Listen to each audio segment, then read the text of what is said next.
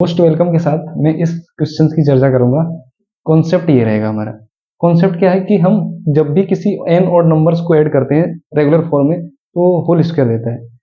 इससे पहले मुझे जानकारी होनी चाहिए कि ऑड नंबर्स क्या होते हैं। 1 3 5 7 9 11 डॉट डॉट डॉट, ये बहुत सारे ऑड नंबर्स मैंने लिख लिए। अगर मैं 1 को कहूं तो क्या 1 एक होल स्क्वायर है? बिल्कुल है। 1 को जब मैं 3 में ऐड करता हूं तो 4 आता है, 4 भी होल स्क्वायर है। 1 3 5 को जब मैं ऐड करता हूं तो 9 आता है। 1 3 5 7 को जब मैं ऐड करता हूं तो 16। ऐसे मैं ऐड करता चला जाऊं तो यहां से 25, यहां से 36 एंड मोर। ये सारे के सारे होल स्क्वायर की फॉर्मेट देते हैं। सेम मैं इसी क्वेश्चन को इसी कॉन्सेप्ट से रिलेट करूंगा। ऐसा होता कैसे? तो आइए इस प्रश्न को सॉल्व करें। तो 1 3 5 का एक तरीका तो ये है कि आप इसको ऐड कर दें। तो ये ऐड करने पर √9 और √9 बाहर आएगा 3। 5 3 1 को जैसे ही मैं ऐड कर रहा हूं तो 9 आ रहा है, तो 9 को जैसे ही बाहर करेंगे वो 3 आ जाएगा। दूसरा कॉन्सेप्ट, दूसरा तरीका क्या हो सकता है इसका कि हम जितने नंबर्स हैं उनको काउंट कर लें। 1 2 3 3 नंबर्स तो आंसर 3।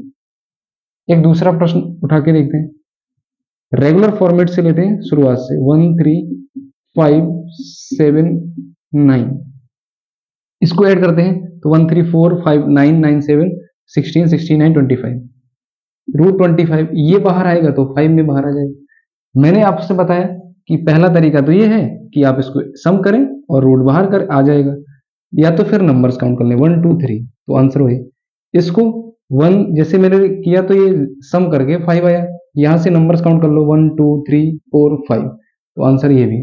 दूसरा तरीका है कि आप नंबर्स काउंट कर लें। एक तीसरा प्रश्न मैं आपको दे रहा हूं, 1 3 5 7 डॉट डॉट डॉट 199। अब मैं इन दोनों तरीकों को अप्लाई करूंगा। क्या दोनों तरीके अप्लाई हो सकते हैं? हमें नंबर्स की जानकारी नहीं, हम इनका सम भी नहीं कर सकते। जब सम नहीं कर सकते तो ये तरीका फेल हो गया हमारा। अब दूसरा तरीका क्या है कि नंबर्स गिन लो। 1 2 3 4 4 5 दिख रहा है, बाकी बीच के नंबर्स तो नहीं पता है।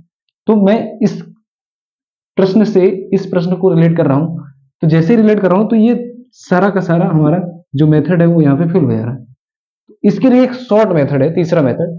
तीसरा मेथड ये है कि जैसे ही लास्ट डिजिट जो भी होगा उसमें हम +1 ऐड कर दें और उसमें डिवाइड कर दें 2 से तो आंसर।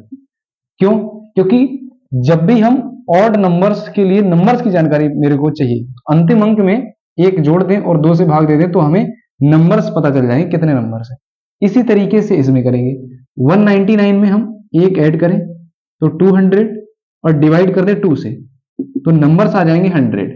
इसका मतलब है कि इस सीरीज में कितने नंबर्स होंगे? 100। तो 100 नंबर्स होंगे तो 100 ही आंसर होगा। जितने नंबर्स उतने आंसर। या फिर इस मेथड को एक तरीके से और कह सकते हैं। चौथा तरीका यह है कि इसी को हम एवरेज कहते हैं। एवरेज क्या है? 5 3 1 ऐड करो और उतनी संख्याओं से भाग दे दो। इसको मैं यहां से एवरेज से अगर करता हूं तो 5 3 8 8 1 9, नंबर्स कितने हैं? 3, तो आंसर क्या आ रहा है? 3। इसको करें, इसमें कितने हैं? ऐड करने पर 25 और नंबर से मैंने भाग दे दो 1 2 3 4 5 तो 5 आ जाएगा। इसमें दोनों मेथड लग रहे हैं। एवरेज का मतलब है कि आपको नंबर्स भी चाहिए और संख्याएं क्या बोलते हैं कि ऐड भी चाहिए, ऐड चाहिए नंबर्स भी चाहिए, ऐड चाहिए नंबर्स भी चाहिए, सारी चीजें मिलनी चाहिए। लेकिन इस तरीके में कुछ नहीं चाहिए, इस प्रश्न में कुछ नहीं चाहिए। क्या है कि अंतिम अंक को आप पकड़िए और उसमें एक ऐड कर दीजिए और 2 से भाग दे दीजिए तो आंसर जो भी आएगा वही हमारा, इसका बाहर रूट से जो भी वैल्यू आएगी वो यही आएगी, क्योंकि नंबर्स जितने होंगे वही रूट से बाहर भी आ रही होगी। तो ये जो कॉन्सेप्ट है ये एन स्क्वायर बेस्ड है ऑड नंबर की सीरीज में। तो कॉन्सेप्ट अच्छा लगा हो तो लाइक करें और सभी को नमस्कार, राधे राधे।